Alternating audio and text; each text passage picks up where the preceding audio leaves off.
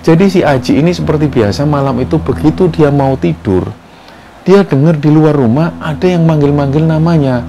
Ji, Ji, Aji. Dan di situ John ini ngelihat persis wajah Yuda itu pucat. Dan dia melambaikan tangan dan ada satu bagian jarinya ini yang hilang.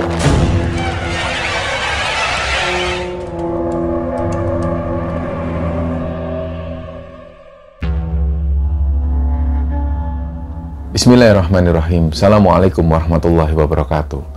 Sobat Kembara Sunyi dimanapun berada, pada kesempatan kali ini kami akan bercerita tentang sebuah kisah kiriman yang dikirim oleh Sobat Kembara yang bernama John. Sebelum kita masuk ke ceritanya, untuk teman-teman yang nonton tayangan ini dan belum subscribe, jangan lupa untuk subscribe lebih dulu agar channel Kembara Sunyi ini lebih berkembang lagi dan kami lebih bersemangat lagi dalam membuat konten-konten terbaru di Kembara Sunyi. Dan untuk teman-teman yang telah mendukung kami sejauh ini, kami mengucapkan terima kasih banyak. Semoga amal kebaikan teman-teman dibalas kebaikan berlipat oleh Allah Subhanahu wa Ta'ala.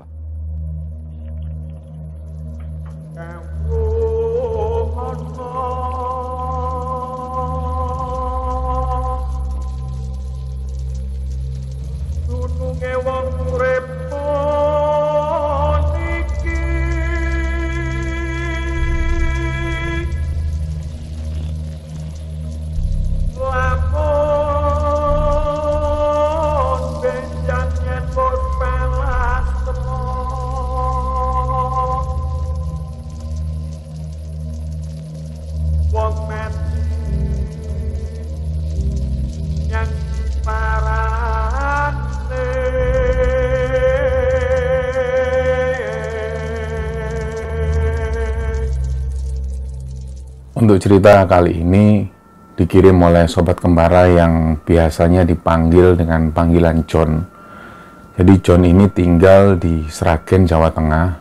Dia kelahiran tahun 1994 dan kejadian ini pernah terjadi atau dialami oleh John di tahun 2012. Jadi ceritanya rumah John ini ada di pinggir jalan raya, di pinggir jalan provinsi, di mana persis di depan rumahnya itu sering dilalui truk-truk besar maupun bis. Nah, ayahnya John waktu itu punya usaha biliar dan ibunya sendiri punya warung di rumah itu. Jadi seringkali ada supir bis maupun supir truk yang di malam hari ketika mereka melakukan perjalanan berhenti di sana hanya untuk sekedar bermain biliar maupun juga makan di warung itu. Jadi di tempat biliar yang dimiliki oleh orang tuanya John ini buka 24 jam non-stop dan warung ibunya juga seperti itu. Memang semua pelanggan-pelanggan dari orang tuanya ini berasal dari supir-supir truk dan juga supir-supir bis yang selalu lewat di depan rumahnya John itu. Sampai pada satu kejadian di sekitaran tahun 2012 itu ayahnya John ini meninggal. Jadi mau nggak mau pada waktu itu John masih duduk di kelas 1 SMK. Jadi dari situ John memutuskan untuk nggak lagi melanjutkan sekolah. Dia berniat untuk membantu perekonomian keluarganya dan juga untuk membiayai SPP adik-adiknya waktu itu. Jadi waktu itu John ini bilang ke ibunya dia pengen buka bengkel. Bengkel ini nantinya akan ngurusi seperti tambal ban, pompa angin, bis dan juga truk yang lewat itu akan diurusi oleh John di bengkel tersebut. Mulailah usaha John ini dibuka di sana dan posisinya ini persis di sebelah rumah John. Jadi persis langsung menghadap ke jalan raya. Nah, hari itu berjalan dengan lancar. Jadi selama berhari-hari John mengalami peningkatan dalam usahanya. Begitupun juga usaha yang dilakukan oleh ibunya meneruskan usaha ayahnya yang di usaha biliar itu dan juga warung-warungnya. Jadi selama setiap hari John ini posisinya ada di bengkel tersebut, bahkan tidur pun juga sering di bengkel itu. Karena selain itu John ini merasa kalau bengkel ini harus tutup di malam hari, maka pelanggan-pelanggan yang ada di malam hari akan hilang. Jadi John memutuskan ya sudahlah, bengkel ini dibuka 24 jam gimana pun caranya. Nah, Sehari-hari teman-teman John ini banyak yang nongkrong di sana, dan John ini terkenal juga punya banyak teman, dia juga punya band juga. Nah, ada satu temannya John yang namanya Yuda. Yuda ini akrab sama John, apalagi dia juga bermusik dengan John. Dia punya band yang sama, dia punya aliran musik yang sama, jadi pertemanan John dengan Yuda ini juga sangat akrab. Nah, selain Yuda, John juga punya banyak teman-teman yang sering nongkrong di bengkelnya. Nah, ada kebiasaan dari teman-temannya John ketika nongkrong di sana, pasti mereka ini akan minum minuman keras, jadi mabuk-mabukan di sana. Bahkan John ini mengaku ketika kerja, ketika ada pelanggan yang datang, John itu terbiasa meskipun dalam kondisi mabuk, dia terbiasa bekerja. Nah, ketika teman-temannya John ke sana, yang dilakukan ini sama, mereka selalu mabuk-mabukan di sana. Begitupun juga Yuda ini. Sampai sering ibunya John ini menegur, "Mbok ya, kalau kamu itu kerja, mbok jangan mabuk. Nanti kerjaanmu itu nggak beraturan, malah nanti kamu nggak fokus di pekerjaanmu." Tapi ya namanya juga anak muda, jadi ketika ditegur orang tuanya, John ini masih sering mabuk-mabukan. Nah, waktu itu dia masih ingat, di bulan Ramadan, karena dia juga jarang sekali puasa, jadi ada satu temannya ini yang namanya Yuda main ke sana. Dia main ke bengkel seperti biasa, nongkrong di sana nemenin John, dan seperti biasa mereka juga minum minuman keras dan mabuk-mabukan di situ. Sampai kemudian beberapa hari menjelang hari raya, si Yuda ini sempat tanya ke John, "John, ada konsernya Slank, gimana, kamu ikut nggak?" Nah, mereka ini biasa memang nonton konser bareng.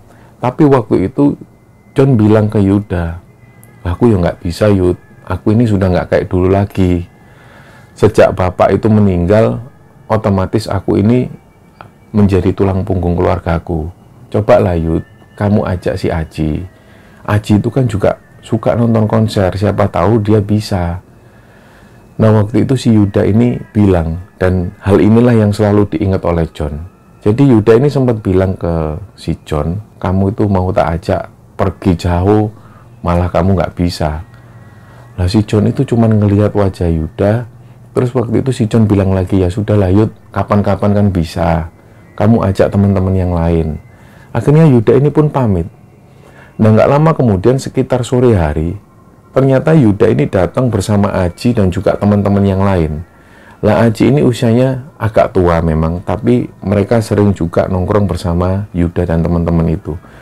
Ketika Yuda dan Aji dan teman-teman menuju ke bengkelnya si John, John langsung tanya, "Loh, kalian ini nggak jadi berangkat?" Nah, disitulah Yuda menjelaskan, "Ini si Aji nggak bisa. Aji sudah janjian sama teman-temannya." Dari situ Aji bilang juga ke John, "Iya John, aku ini sudah janjian sama teman-teman yang lain mau main biliar ke tempat ibumu, jadi aku nggak bisa." Nah, pada waktu itu Yuda bilang sekali lagi ke teman-temannya, "Kalian ini kok mau tak ajak pergi, kok malah nggak bisa? Mbok ya sekali-sekali mau." Tapi teman-teman yang lain ini juga merasa nggak enak. "Sudahlah Yud, kamu berangkat sendiri aja kalau gitu." Akhirnya Yuda ini sempat bilang ke si John, "Ya sudahlah, kalau memang kalian nggak bisa, aku tak ngajak pacarku aja lah. Sekali-sekali aku ngajak pacarku pergi jauh, karena dia nggak pernah tak ajak pergi jauh." Nah, dari situlah Yuda ini pulang. Dia pamit pulang, dan si teman-teman ini termasuk si John dan juga Aji, mereka nongkrong di bengkel itu. Nah, sampai sore hari sekitar jam 4 sore, karena waktu itu bulan Ramadan, mereka ini terbiasa nongkrong di satu jembatan. Ada satu jembatan yang membentang di Bengawan Solo. Mereka nongkrong di sana sambil menunggu waktu buka puasa. Si John sendiri mengaku bahwa meskipun dia ini jarang puasa, tapi ketika bulan puasa mereka selalu nongkrong di sore hari, menghabiskan waktu sampai menunggu waktu berbuka. Jadi sore itu mereka nongkrong di jembatan sambil ngobrol sampai menjelang maghrib, dan mereka pun kembali pulang. Lah, begitu si John ini sampai di rumahnya, teman-teman yang lain ini mulai jalan masuk menuju ke kampungnya. Nah, tapi sebelum si John ini masuk ke rumah, tiba-tiba mereka ini dengar ada suara benturan yang keras sekali. Dah. Jadi otomatis si John langsung noleh ke arah jalan raya. Dan waktu itu mungkin saking kerasnya benturan itu, sampai-sampai teman-temannya John ini terlempar pecahan-pecahan benda itu. Jadi si John ini ngelihat ada sepeda motor matic yang tiba-tiba melayang sampai berada persis di atas truk mobil box itu.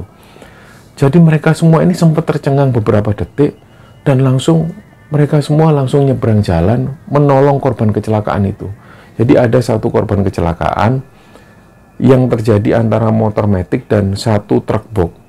Di situ mungkin karena terlalu keras sekali, jadi benturannya saking kerasnya sampai beberapa bagian itu terlempar ke arah teman-temannya John. Nah, begitu mereka mencoba nolong korban kecelakaan itu, ada salah satu orang ini yang ngelihat, "Loh mas, ini ada sandalnya mas." Gak lama kemudian orang-orang kampung ini juga keluar, coba untuk nolong. Dicarilah korban itu, ada satu orang laki-laki yang dia ini masih pakai helm dan masih pakai masker. Ditolonglah pertama kali. Begitu ditolong, beberapa orang nggak berani buka helm karena mereka khawatir kalau terjadi apa-apa sama korban kecelakaan ini. Dan begitu si John ini ngangkat bersama teman-temannya, ada satu orang yang teriak-teriak, "Mas, mas, itu tempurung kakinya lepas." Begitu John ngelihat, ternyata benar, tempurung kaki dari korban kecelakaan ini lepas. Disitulah langsung mereka meletakkan lagi di pinggir jalan korban kecelakaan itu, dan si John ini mulai mencari tempurung kaki yang lepas itu. Begitu si John ini nyari, tiba-tiba dia nemu satu sandal. Ada satu sandal jepit di situ dan John kaget, "Loh, ini kan sandalnya si Yuda." Tapi John coba berpikir positif.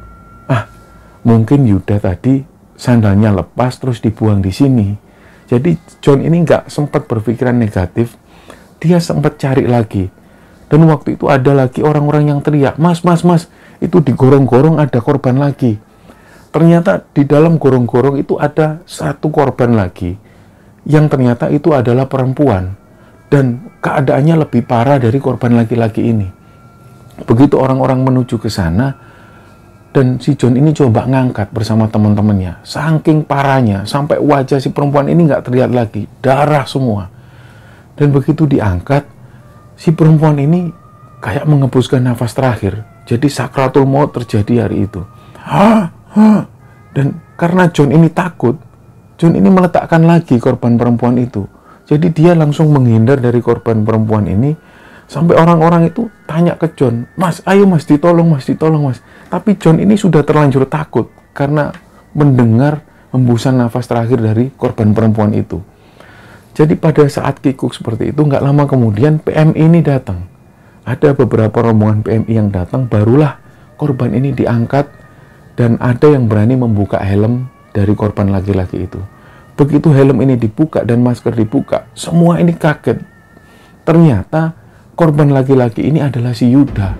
Disitulah John ini langsung mendekat dan gak bisa lagi nahan air matanya. Dia nangis, gak bisa ngomong apapun karena ternyata korbannya ini adalah si Yuda. Dan begitu dicek denyut nadinya, si Yuda ini sudah meninggal. Nah, setelah itu langsunglah dua korban ini, si Yuda dan pacarnya ini, dibawa menuju ke rumah sakit. Dari situlah John dan teman-temannya ini bingung, ini kita gimana? "Ayo John, kita ngabari ke orang tuanya Yuda aja kalau gitu." Ya sudah, mereka pun jalan menuju ke rumah Yuda. Sambil mereka itu lemas dan gak bisa ngomong apapun. Begitu sampai di rumah Yuda, di situ ada orang tuanya Yuda. Jadi si John langsung bilang ke ibunya, "Bu, Yuda kecelakaan di jalan depan." Yang membuat mereka shock, ternyata ibunya Yuda ini cuma bilang, "Ya sudah, biarin, anak kurang ajar biar kapok." John dan teman-teman langsung kaget, "Loh, ini kok orang tuanya kok kayak marah." Waktu itu si John ini nggak berani ngomong bahwa si Yuda ini meninggal. Jadi ketika dapat pernyataan itu dari ibunya Yuda, si John dan teman-teman langsung pamit pulang. "Ya sudah Bu, kalau gitu kami pamit pulang dulu." Nah, dalam perjalanan itu, John dan teman-teman ini bilang, "Ini gimana? Kita kapan ke rumah duka?" "Ya sudah John, kita pulang aja dulu. Nanti kita balik lagi pas malam hari, waktu jenazahnya datang." Akhirnya John ini kembali ke bengkel, dia buka bengkel lagi. Sambil dia itu kayak bener-bener kepikiran terus. Gak lama kemudian ibunya si John ini datang. Nak, itu ada yang nyari bapak-bapak ke rumah. Coba kamu ke sana dulu. John pun langsung menuju ke rumah. Ternyata di situ ada bapaknya Yuda. Bapaknya Yuda ini bilang ke John, Mas, minta tolong masnya ke rumah. Itu jenazahnya Yuda sudah datang. Bapak ada perlu. Bisa minta tolong ya. Oh iya Pak, saya ke sana Pak. Akhirnya si John ini berkemas-kemas dan langsung manggil teman-teman yang lain. Mereka pun langsung menuju ke rumah Yuda, dan begitu sampai di rumah Yuda, mereka semua ngelihat Yuda ini sudah dikafani dengan rapi. Dan waktu itu bapaknya Yuda ini bilang, Mas, ini saya mau minta tolong. Yuda itu kan ada piercing di bagian lidah. Saya nggak bisa ngelepas. Bisa nggak teman-temannya Yuda ini minta tolong untuk dilepaskan itu piercing yang ada di lidah, karena saya nggak mau nanti Yuda dimakamkan dengan kondisi seperti itu. Akhirnya si John sendiri juga kikuk. Si John ini juga mendekati jenazah Yuda yang waktu itu sudah dipocong. Karena John ini juga takut, akhirnya John sempat bilang ke teman-teman, ini gimana, siapa yang bisa ngambil piercingnya si Yuda? Ada saran dari teman-temannya si John, John, kamu bilang aja ke bapaknya Yuda, kamu kasih tahu gimana cara ngelepasnya. Jadi kamu kasih tahu, kamu lihat dari dekat. Kalau kamu memang nggak berani, kamu minta tolong aja ke bapaknya. Akhirnya si John pun bilang ke bapaknya, Pak, ini caranya gini Pak, nanti diputer aja bagian bawahnya. Akhirnya bapaknya pun coba buka mulutnya Yuda.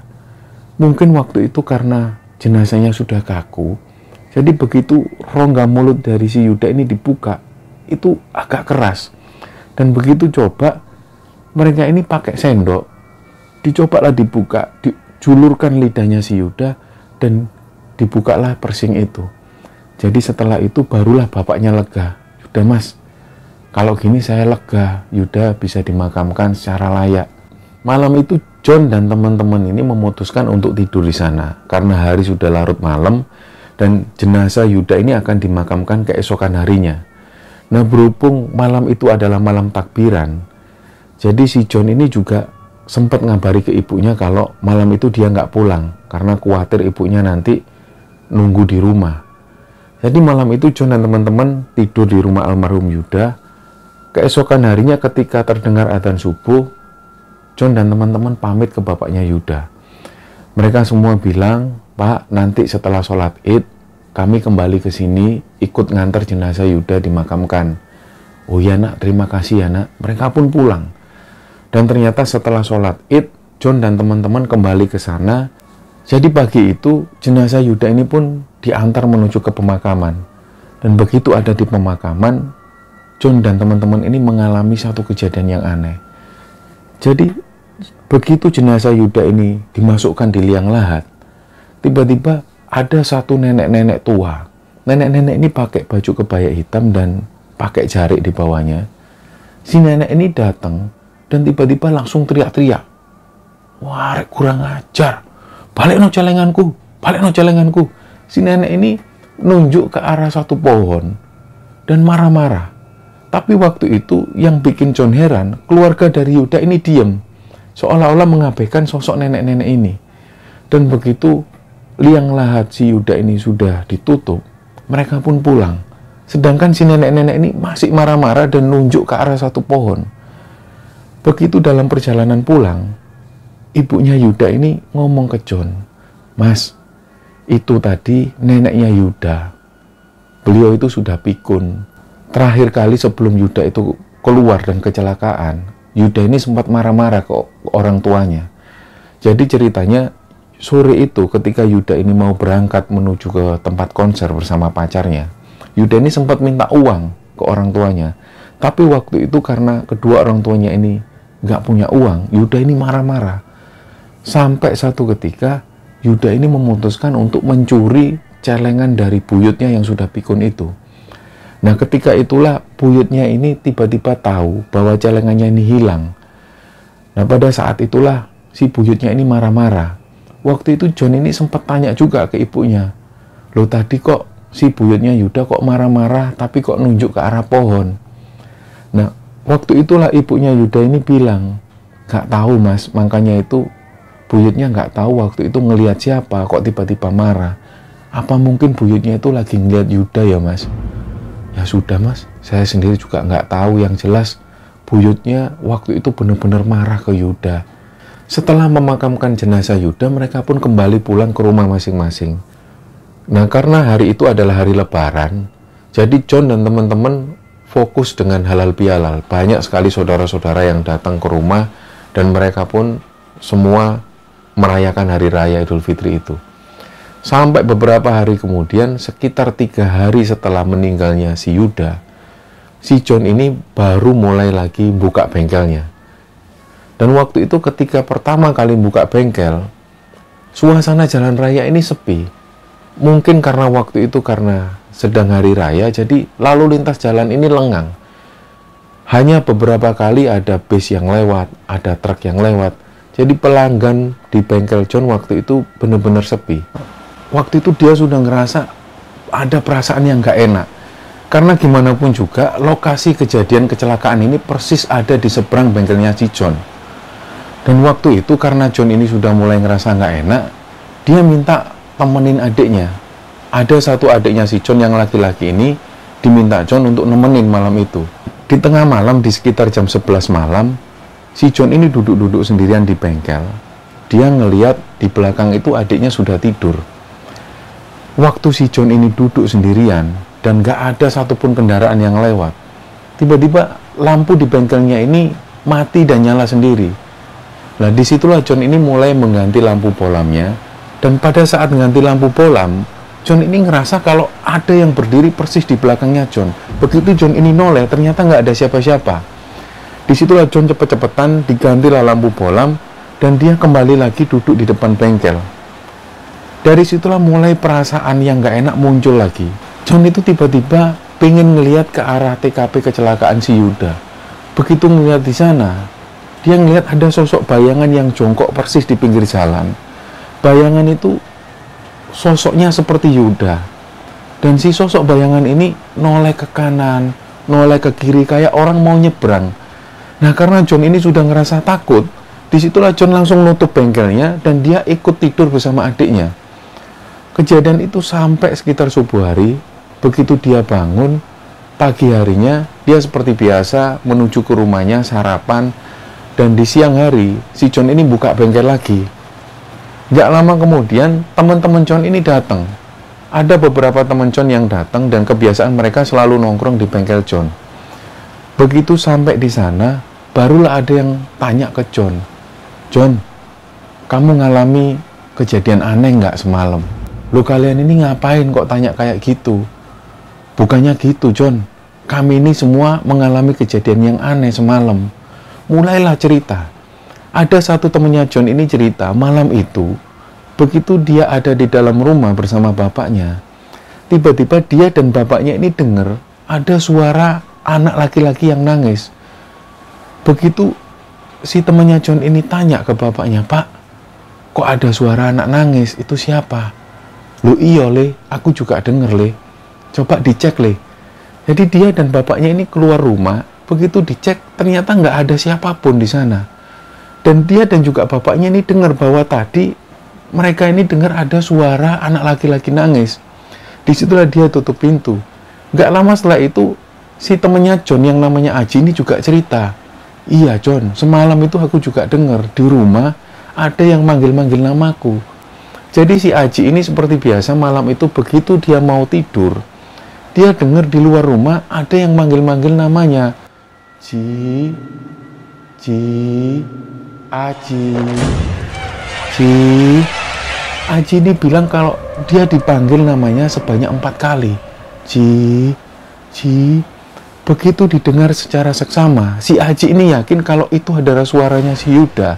Dari situlah si Aji ini saking takutnya, dia langsung masuk kamar dan tidur. Begitulah yang terjadi. Keesokan harinya semua teman-teman ini cerita.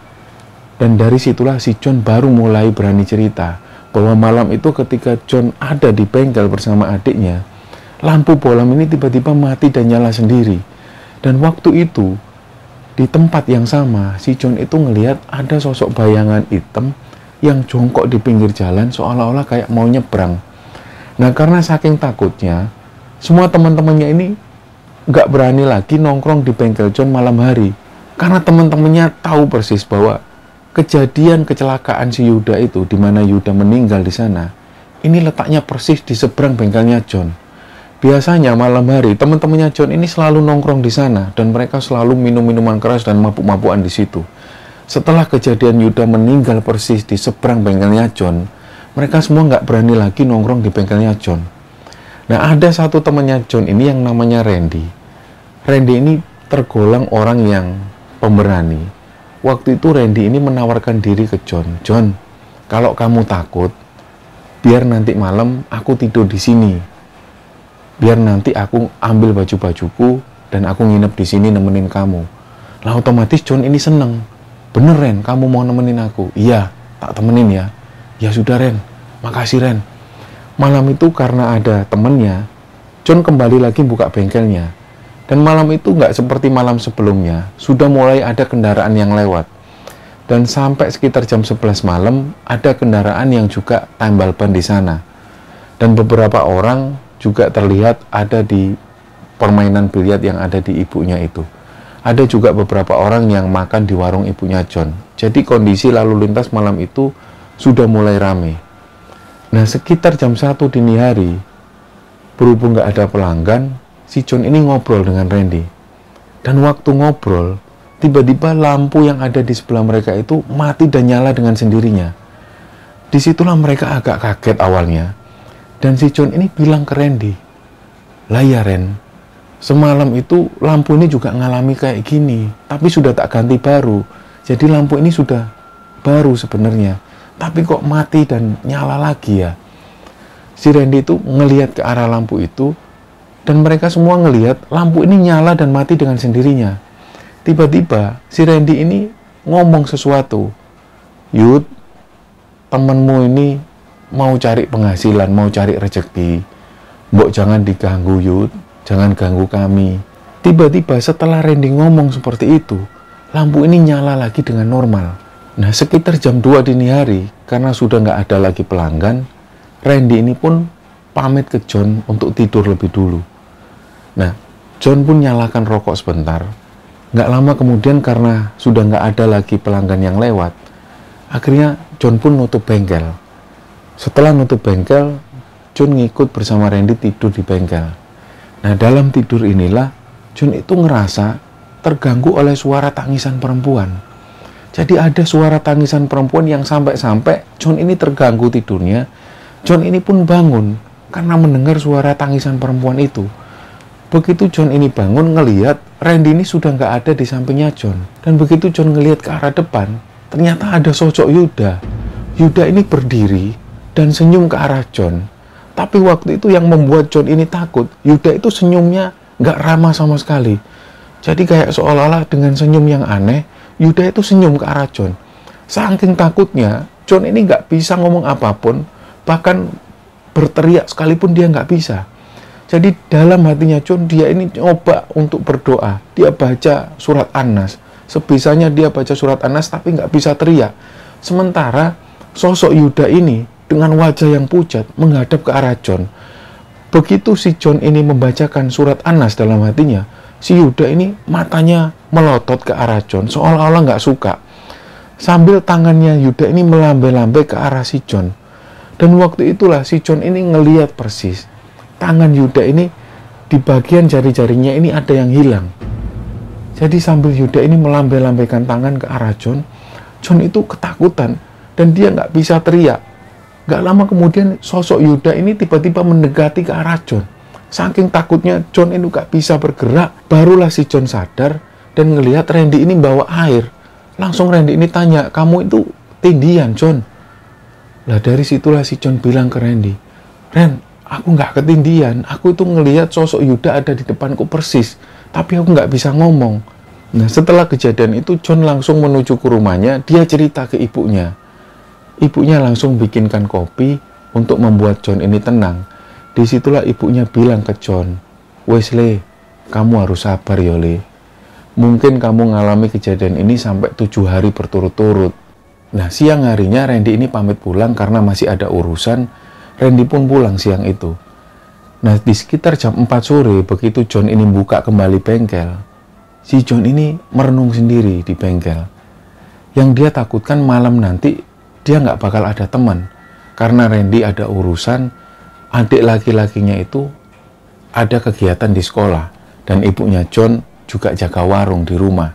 Jadi waktu itu John ini bimbang, ini bengkel buka atau enggak. Kalau bengkel ini nggak buka, sayang.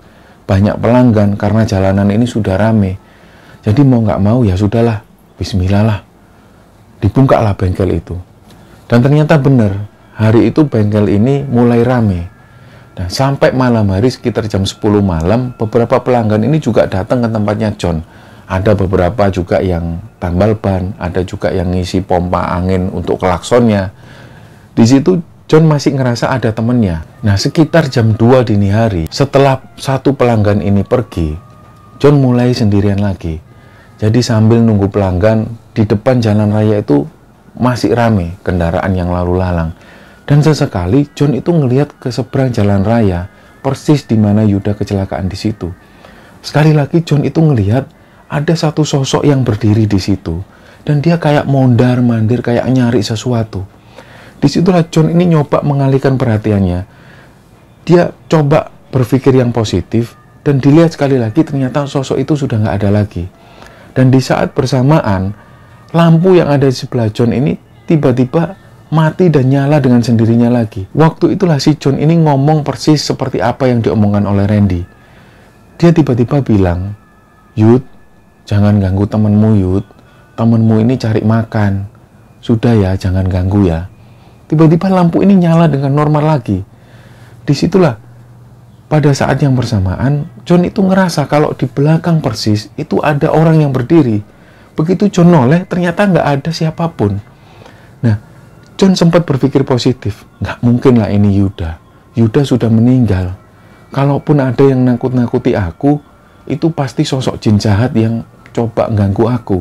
Lah pada saat John ini ngelamun seperti itu, tiba-tiba di arah belakang ada suara Yuda. "John, ayo dolen John.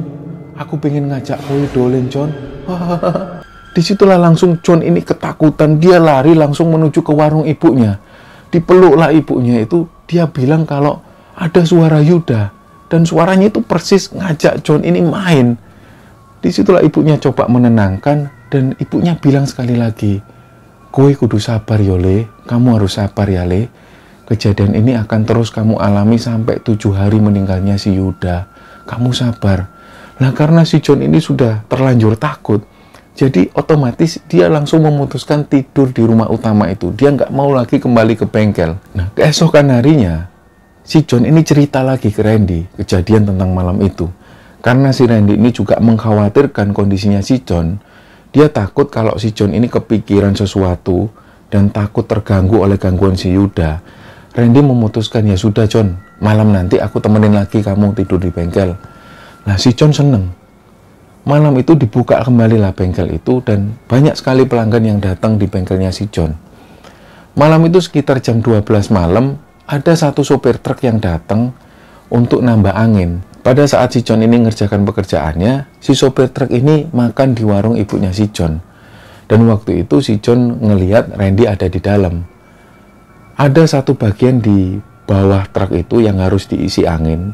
Ada satu tabung klakson yang harus diisi angin. Nah, otomatis si John ini menuju di bawah lorong truk itu.